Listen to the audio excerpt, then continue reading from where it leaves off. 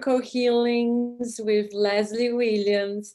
Today, I have with me the international bestseller author of the Cappuccino Chronics trilogy, Pashmina Pash. Thank you so much for being here with us today. I'm so excited. Thank you so much, Leslie, for having me on your platform. I mean, it's just by, energy and space that we connected together. So I think it really resonates with what your company stands for. So thank you for finding me. Yeah, It's your amazing. story. Well, I had to find you because your story, it's incredible. I mean, it Thank serves you. so many people because it is an overcoming story. It is a story of unconditional love.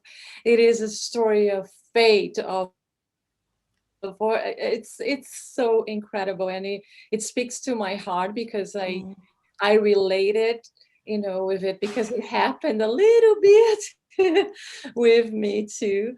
So wow. yes, please start to share your beautiful story.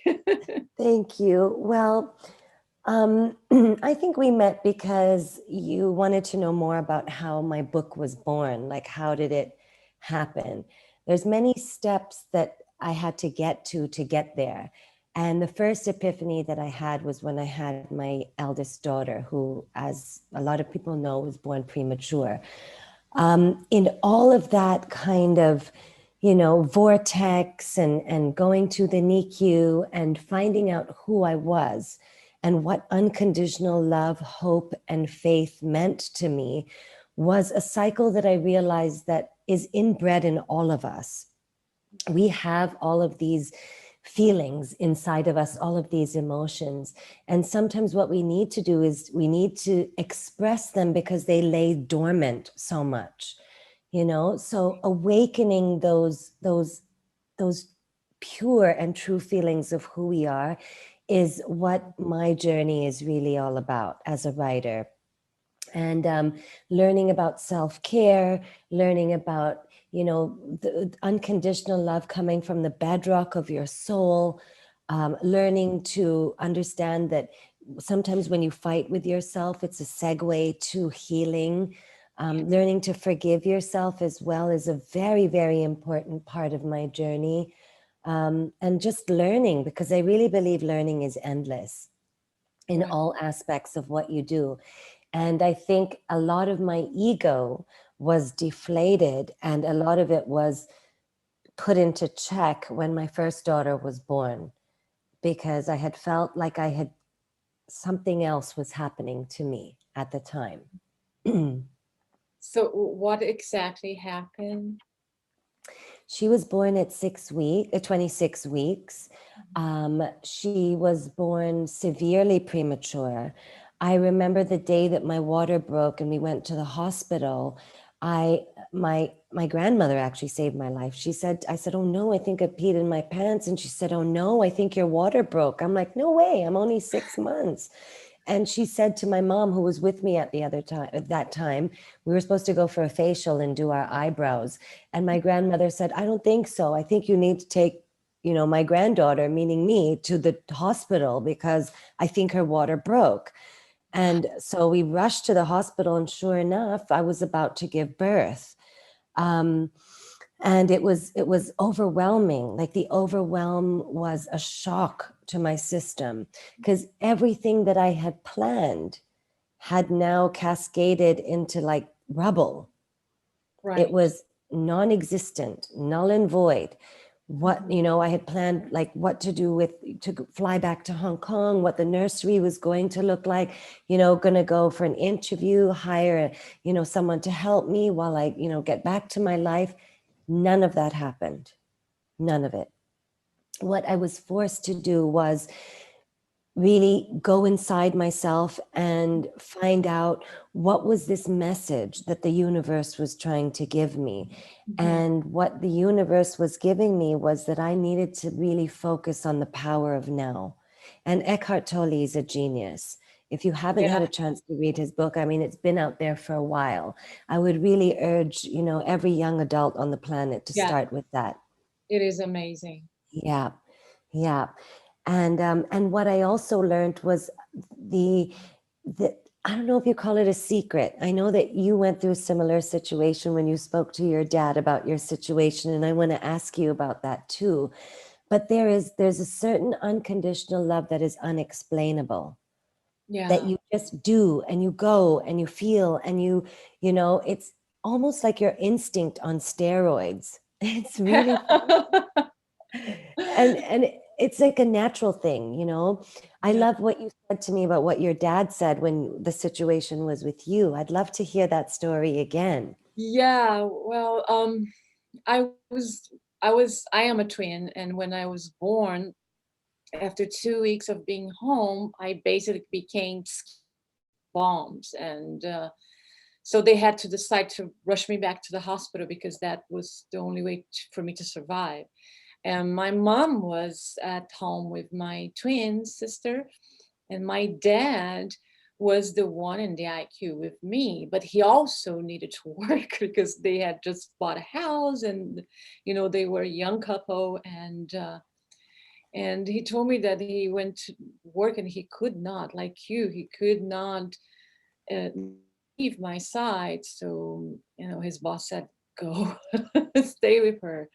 And when I told him, I said, thank you, Dad, for saving my life. Oh, He said, what? You kidding me? And it's, yes, it is unconditional love. It is a totally unconditional love. It's so interesting that we have unconditional love for everyone around us, for all loved ones. We can do everything, the imaginable things, but with ourselves, it seems to be always the last one, right? We are the last ones to develop unconditional love for ourselves. What I think it's beautiful in your story is that the plan, somehow the universe had a plan with you and your daughter, and she to arrive on this planet as a fighter, fighting for her life, being wanting to be alive, and also her being the instrument for you to unfold, for your healing to happen. yeah. I mean, you don't realize where the messages are coming from because, like I said, you plan, especially when you're a new mom, you plan to, you think that planning to the every second is going to help you on your journey, which it did. I mean, it helped me to plan a few things. But when something happens where the universe just takes one full swoop and says, "Whoosh, plan canceled, baby." It's like, you find yourself beating yourself up. Like, what did I do wrong? Why did my plan not go as I had wanted? Why is the universe doing this to me? Why am I being forced at a crossroad? So it was a deep learning experience for myself. Since then I've learned to put my ego in check a lot, Right. because as when you're younger, you ride on the coattails of your ego because it kind of gets you power and Right. recognition. But this is not the kind of power and recognition that you want people to remember you for. Right. You want them to remember you for the essence of who you really are. So Mhm. this was a huge learning curve for me about how to really trust in the power of the unknown too. Mhm. And that was your gut, your instinct as a mother, and your intuition, all that unfolding in this situation of grief or crazy pain and suffering. It's like you imagine yourself going through this threshold where everything is a bed of roses. You've got support, you've got your family with you. I'm a third generation, fourth generation having a baby next to my grandma and my mom. I'm all covered, I'm all good. And then this happens and you think, oh my gosh, you begin to realize that things can change within a split second, and reflection is so important in this instance as well. um, I remember going that night, that day, going into the hospital, and the doctors were like, oh, we'll just do a DNC. We'll just scrape her out of you. And I was like, no, you will not, because I feel this baby kicking. And they thought I was mental because I was hysterical.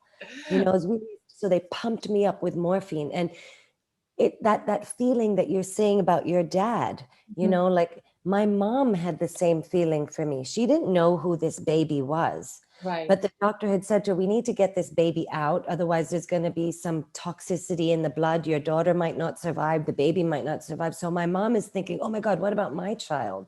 So she was transposing her unconditional love to me, where Right. I was transposing that to my child. So it was like a ripple effect. And I was like, oh my God, what's going on here? So they pumped me up with morphine to keep me quiet.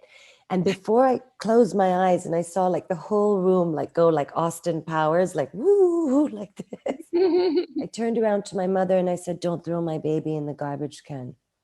And when I woke Wow. up, they said, okay, we'll let you push. We'll let you push this baby out, but we don't know what's coming. If it's stillborn, if it's going to be have broken legs, or if it's going to be, you know, anything. We don't know if it was blind or if it's even breathing.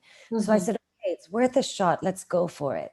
So we did it. And I remember when she came out, one of her eyes was closed and she went, wow.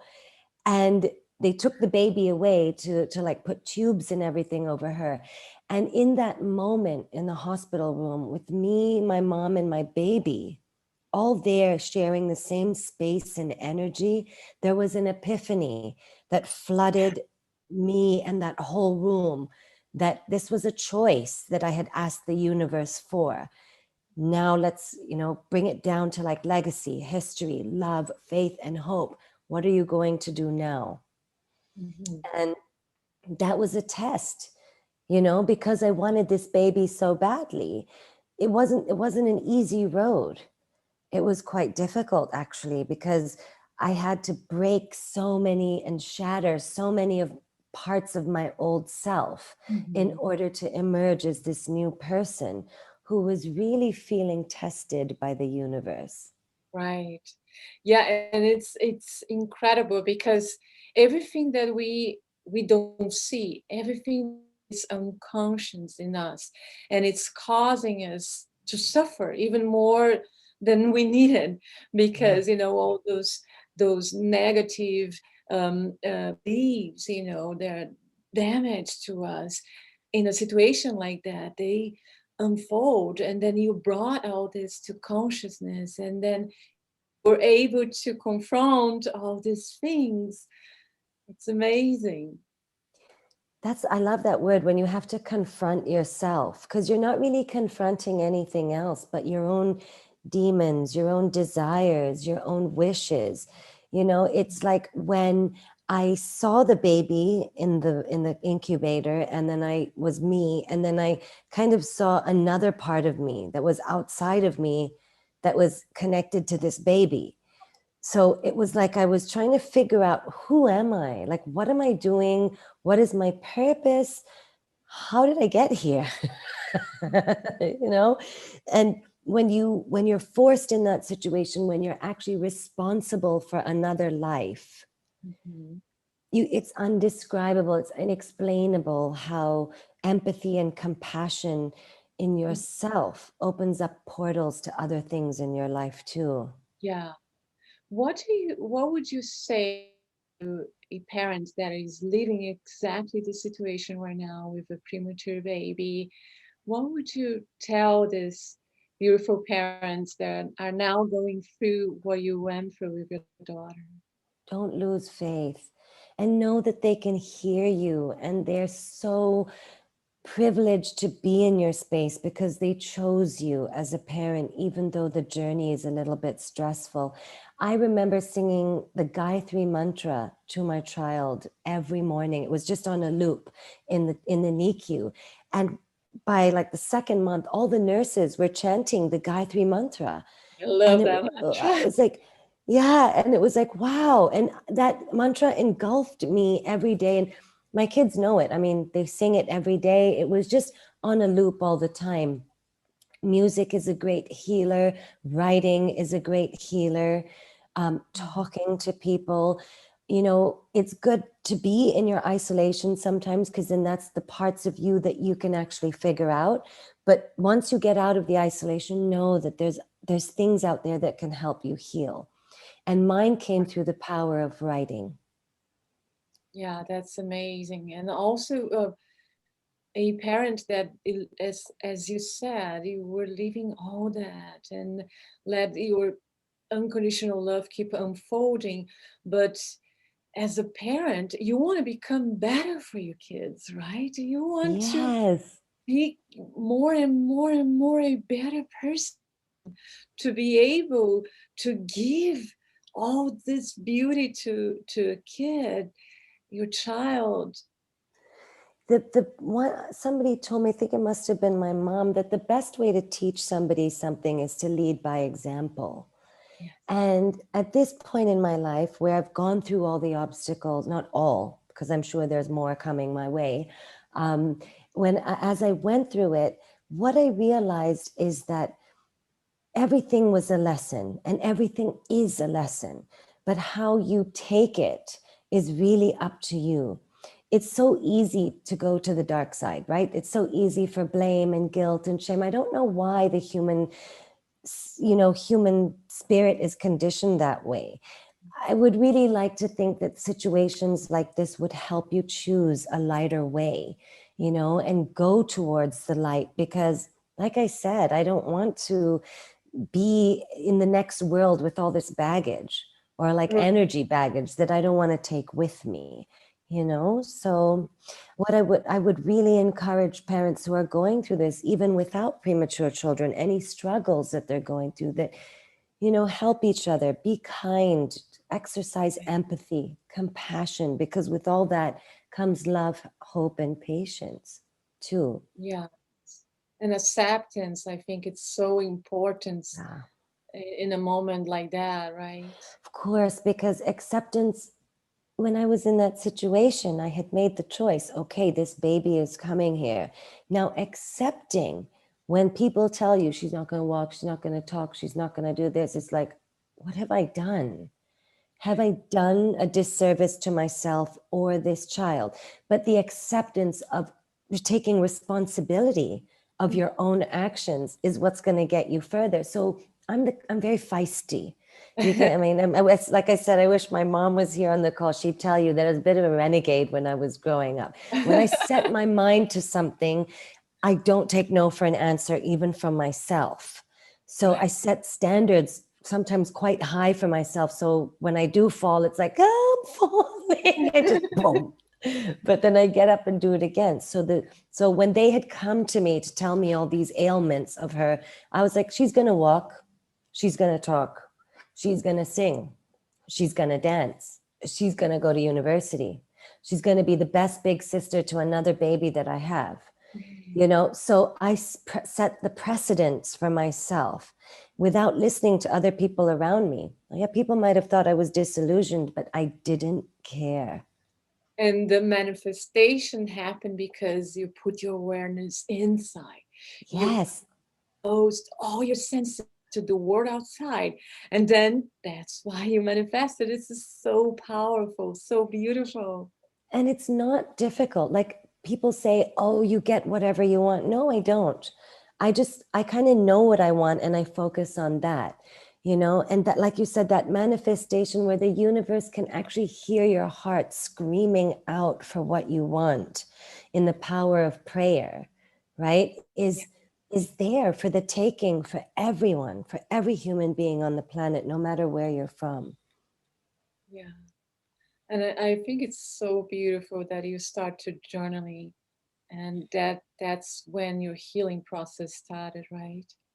Yes, because like we were talking about, like when you give to someone, I had depleted my energy by going to the hospital at 5 in the morning and then coming back at midnight and just isolating myself from people. The only two people I actually trusted were my husband and my mom, because even though it was tough love with them, sometimes I knew they wanted the best for me always, and they still do. But it's that when you don't have anything to give, your basic energy is fear, guilt, shame, aggression. So I was getting really aggressive with the nurses, and they're professionals.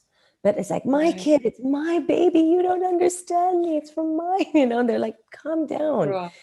But, because I was tired, and two months into the whole situation, my appendix almost erupted in me. So I was thrown back into the ICU for 5 days. And I thought again, why, universe? So I had to stop breastfeeding her. So then she needed to get, food like put through her nose for formula. And I'm thinking, oh gosh, I'm such a failure again. So it was just like series after series, but then getting up and doing it again. So the midwife came to me and said, she's an elderly lady, and said, I really think that you need to focus on something else. You're being a little bit aggressive with, with the other midwives. And I went into my tirade, and she gave me a pen and paper and said, here it is. And just think about other things, Wow. and I was like, how do you think I can think about other things with, different ones? She said, you have people around you. We're here to protect you and her. She's here for a reason in this in this private hospital, because we're here to give you our best expertise. You have to trust us. And of Yeah. course, I wrote something very bad on the piece of paper. I wrote the F word on the notebook, and I left it on the side That of was the energy trying to come out. I was like, that night I went to bed and I said to my husband, the nerve of the midwife. And he's very calmly, he said, she's a midwife for a reason. She understands. She's also a mom. She's also a grandma. She gets you. And I was like, she told me to write something, as if, and I was just like, he went to bed. And the next morning I went back to the NICU and I found my paper and pad there with exactly where it was, with the F word on it. She couldn't read it because she couldn't read English. Oh my, really?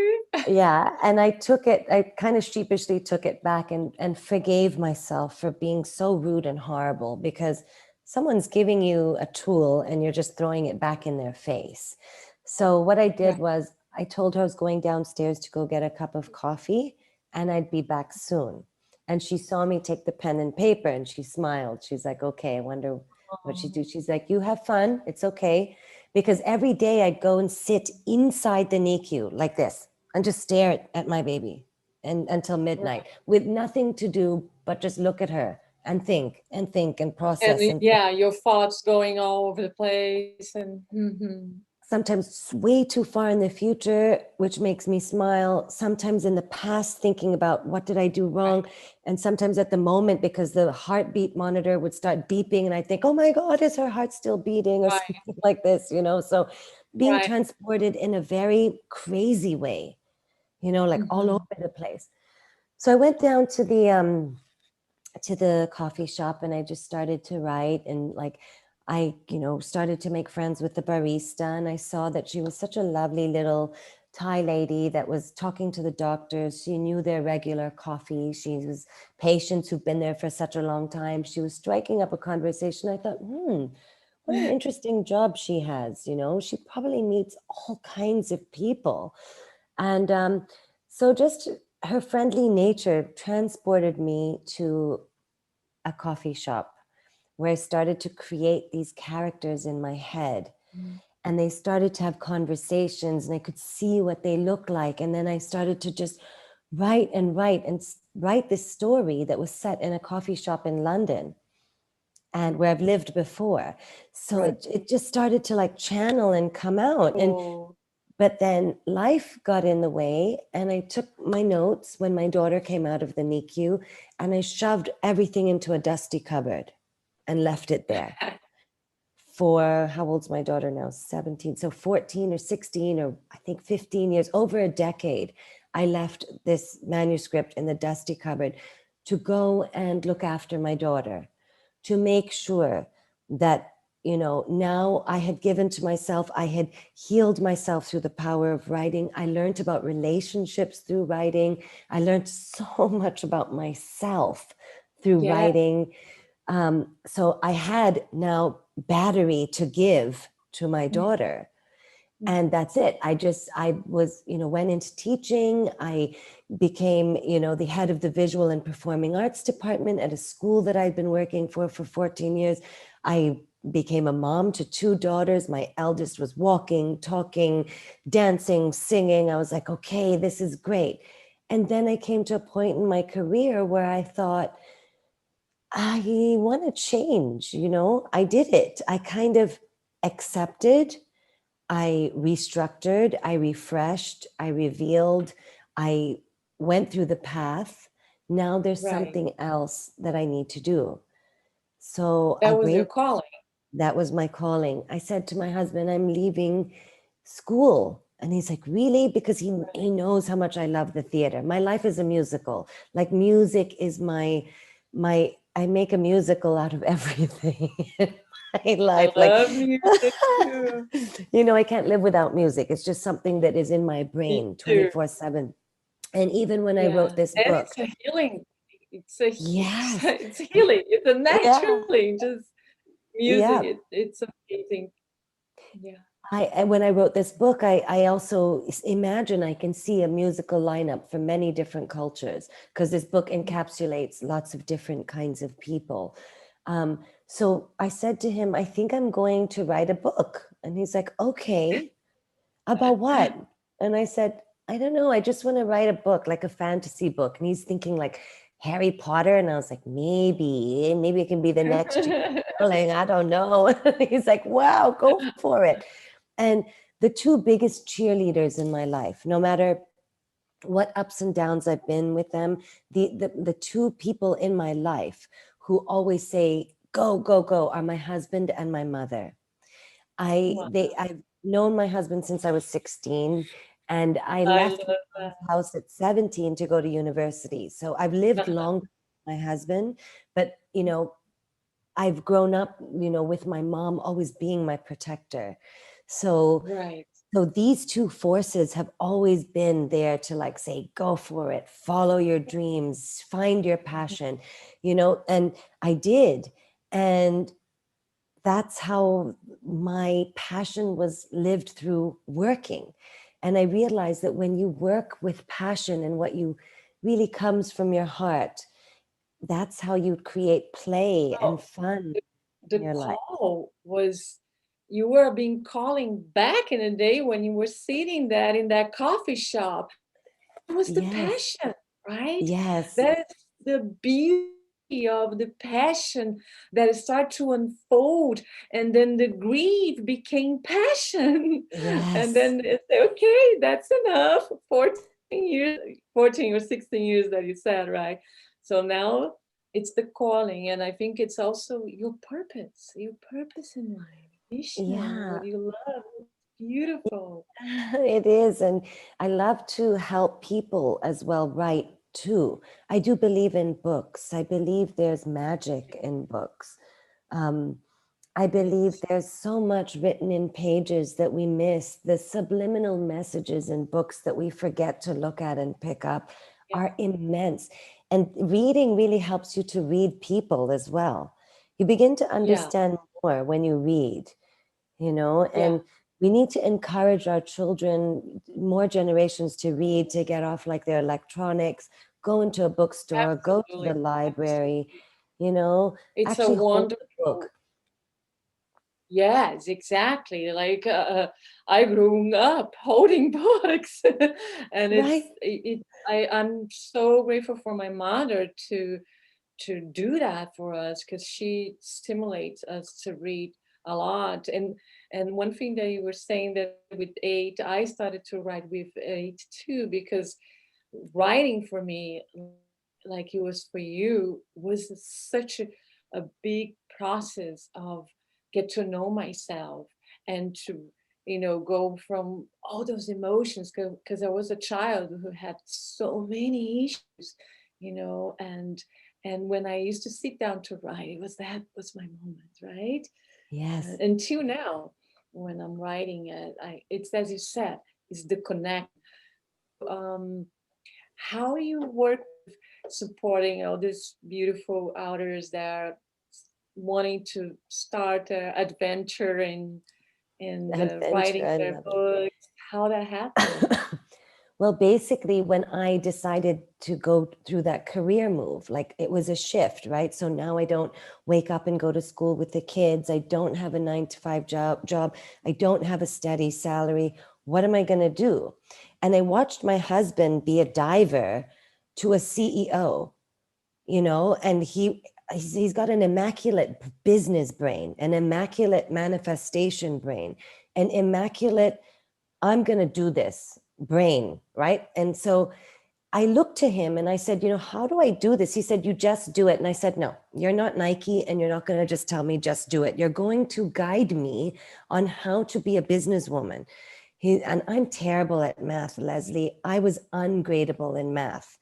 I was just, they gave me the letter U in GCSEs, which is an English, standardized exam. The lowest grade is Because you were a U. writer, you were born. Exactly. I'm like, I can't do math. I was ungradable in numbers. So I said to him, that's why God put you in my life, to teach me about numbers. And today, like, he's amazed at like how I can do things. I'm not as good as I should be because I'm a bit lazy, but with the numbers part. But, I looked at him and he said, okay, this is what you need to do. So he became my biggest sponsor. And he helped to invest in my company. And, we got other people to help to invest. And we opened up the online author's office. And when people say, why did you open it? Because when I was going through the process, Leslie, I needed so much help. And Right. I was doing everything on my own, research, finding a great editor, looking for a cover designer, researching the right pictures for licensure. What about copyright? What about trademarks? What about, color schemes? What about marketing? What about branding? What about all that? It was like, Mhm. I, I had sleepless nights where I would go up until like 4 a.m, have a coffee, and then wake up for the kids. And then this was towards the end of when I was going to And you school. were also writing, so that all that is, I guess, it was overwhelmed because Oh, overwhelm is an understatement because all that back work was sucking out the creativity right. of what I needed to go forward. I had a trilogy to write, my goodness. Mhm. And then when I have a senior editor who's a PhD doctorate, who's been with me on the whole journey, and he's somebody who came to like my rescue and said, okay, I'm going to help you. So he helped me from the beginning parts of the online author's office. Right. And I remember as my senior editor, he threw away 20 chapters of my endless espressos. He said, this is stifled. This is boring. This is not going anywhere. The conversation is really dull. And I hid under my desk for 2 days crying. I think I've said that in every single interview since 2016. But that was it. He said, why did we get to this part? And suddenly it's like, this is the end of the trilogy. It needs to be ba-boom if you see it like a Right. movie. I said, I'm so tired. I've been doing research for marketing and I've been on like 4 interviews this week. And, I had to go and speak to the lawyer and he's like, you need a team, girl. Right. And I said, but it's so expensive to get a team. He's like, no, it isn't. Let's like work on it. So we started to garner people who wanted to be part of this revolution or this movement to give back authors their creative time and space while That's we go wonderful. away and we do all the fun stuff behind the scenes. I'm a Yeah. drama teacher. I'm a theater arts major. So Mhm. for me, the author must be at the forefront before the curtain opens. But Right. if they're not prepared, there's no light, there's no sound, there's no makeup, there's no audience. Right. This is the branding, the marketing, the editing. This is all this metaphors for what goes on behind the scenes. Then the curtain opens and the author is standing there basically naked with nothing. So Mhm. what we wanted to do was to go back and give them their power back. Go and be creative. Go and write your book. Go and be that writer that you want to be while we help you with all the back stuff behind here. That's wonderful.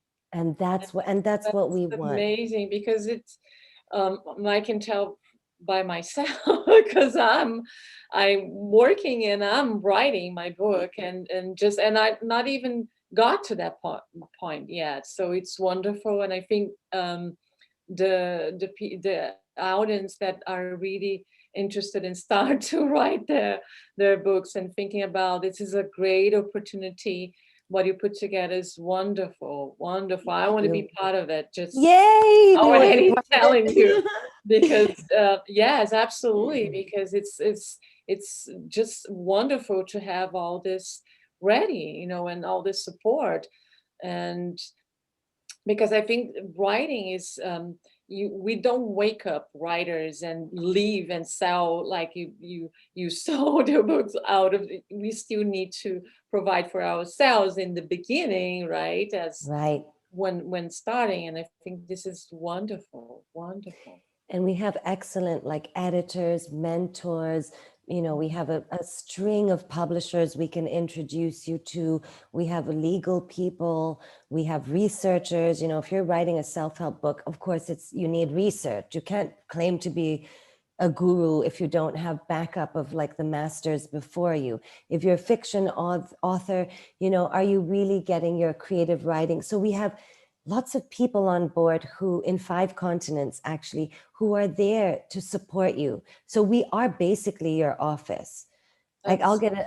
We're here to answer all and any of your questions, but still giving you that time and space to become the author. So we have many people at different stages in their journey in our office, and it's so much fun because and again, how it was born, it born from a situation of crisis. So it was how you decided to face the situation that you lived, right? And again, it's another amazing example of how us as human beings, we are capable to everything we want and we desire. yes. And there's a limitless supply of money, love, hope, faith, abundance out there. It really Yes. is, and I have been in situations where I couldn't even pay my electricity bill. Where, but I never had this feeling of ever thinking, oh, I can't survive. There's always a way out. And you have to find the right people around you as well, because it's true, no man is an island. And in isolation, you will find out the many facets of yourself. What is blocked, what needs to be covered, what is enlightened, what is not. And in isolation, you learn to expand. And through expansion, you learn to create acceptance and garnering that energy that you need to have in your life to help you play. That's what we were born to do. We were born to play. God gave us our soul to really play, have fun. Exactly.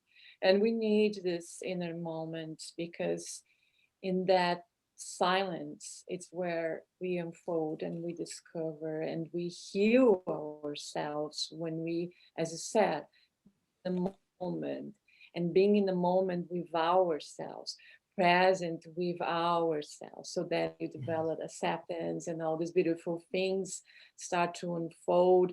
But also we need others, because others, the people around and our loved ones, and even the people that we just meet randomly, everybody is a mirror. Everybody's going to show something to us, right? That we Yes. can learn from. Yes. Good or bad, ugly or pretty, you're going to learn it. Yeah, Because absolutely, absolutely, like absolutely. you said, it's a mirror. You have to accept in order to receive and to give as well. So yeah, get ready for the ride. Because Yes, right, because that's what it is. Knowing, if we know that, like, what your teachings are through your company, like Odyssey, you're a light worker, for a fact that there is, beyond this flesh and bones, we do transcend to the next level. I totally believe that. I don't want any baggage with me. I want to be yeah, basically in my bikini and flying, and that's it. I don't want anything else, that. And forgiveness is another thing that is absolutely. so important, but it starts with you. If you Exactly. cannot forgive yourself, that's again the basic, lower frequencies, shame, guilt, Yeah. fear, you Yeah. know, you will beat yourself up. I mean, there's something that comes in my brain daily, like, oh my God, I shouldn't have said that. Oh my God, I shouldn't have done that. But okay, I forgive myself. I learn I won't do that again. And the next time it will be better, and move on. Yeah.